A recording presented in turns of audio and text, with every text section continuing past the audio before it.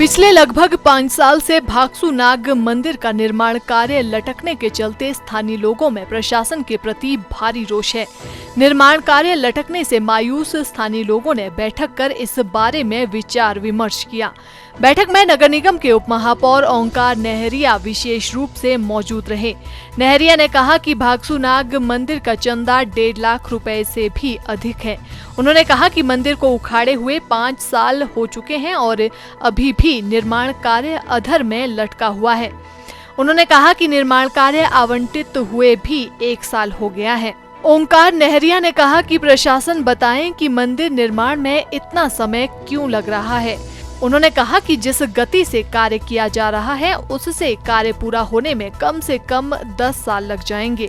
उन्होंने प्रशासन से मांग की कि मंदिर के निर्माण कार्य की रफ्तार बढ़ाई जाए और शीघ्र भव्य मंदिर का निर्माण किया जाए।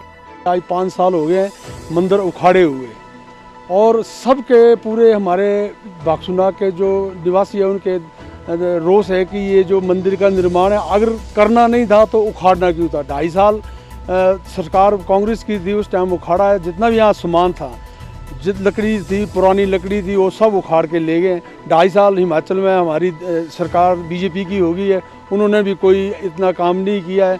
आज एक टेंडर हुए, आज 1 साल 6 महीने हो गए टेंडर हुए और उस 1 साल 6 महीने में सिर्फ 2 रदे लगे हैं। और हमारी जो सोच है कि अगर बनाना नहीं था तो उखाड़ना क्यों है।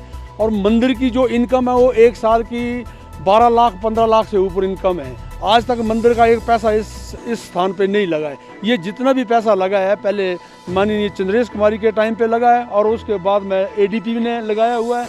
और ये जो स्विमिंग पूल बनाया ये लोकल आदमियों ने, हमने सब ने मिल के बनाया हुआ है। अगर एक भी मेरे को यहाँ काम हमारी धर्मशाला के एसडीएम या डीसी के उससे लगा हो तो आप हमारे को दिखा सकते हैं कि हम आपको एक भी काम नहीं हुआ आज तक। और हम चाहते हैं सब गांववासी कि हम मंदिर हमारा है, जगह हमारे लोगों ने दी हुई है और गवर्नमेंट के अंडर मंदिर है और गवर्नमेंट के मंदिर अंडर होने के बाद इस मंदिर की ये हालत है कि आज इस मंदिर को 5 साल हो गए। 5 साल ये एक बहुत बड़ा हादसा होता है। और अगर हम लोगों ने, अगर लोकल आदमी ने बनाना होता तो 5 महीने में हमने ये मंदिर तैयार कर देना था।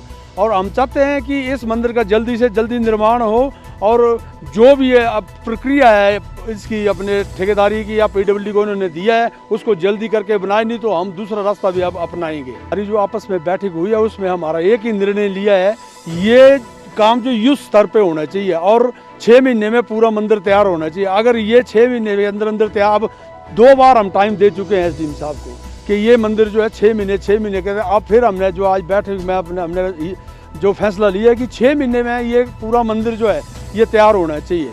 और उन्होंने ठीक है, वो उन्होंने सीधा एक टेंडर कर दिया है और पत्थर वो पता नहीं कहाँ से ला रहा और आज इस 2 रदे लगाने के लिए 6 महीने लग गए हैं। तो आगे अगर 6 रदे लगाने हैं तो 6 महीने और लग जाएंगे। तो सरकार को थोड़ा सा देखना चाहिए और जो मंदिर के हमारे इंचार्ज है उनको देखना चाहिए। वहीं उपायुक्त कांगड़ा राकेश प्रजापति ने कहा कि भागसू नाग के मुख्य मंदिर और समाधि स्थल का कार्य पुराने व पारंपरिक तरीके से हो रहा है। उन्होंने कहा कि प्रशासन का प्रयास है कि इस कार्य को रफ्तार दी जाए। बिल्कुल मानना सही है। पिछले 5 सालों से ये काम ठप पड़ा हुआ था और इनफैक्ट 6 महीना पहले जब मैंने ज्वाइन किया था उस टाइम भी माननीय जो हमारे स्थानीय सांसद हैं उनके साथ भी मैंने वहाँ उस प्लेस का दौरा किया था। लोगों की ये डिमांड थी कि बाकी मंदिरों में तो हम कंक्रीट के स्ट्रक्चर्स बनाना शुरू कर देते हैं, लेकिन भागसू नाग जो टेम्पल है उसको पारंपरिक स्टाइल में बनाया जाए और जो पुरानी शैली है, जो हमारी अपर हिमाचल की शैली है, उस शैली में उसको बनाया जाए। ऐसा कई सालों से डिमांड पड़ी हुई थी और इसी वजह से काम शुरू नहीं हो पा रहा था।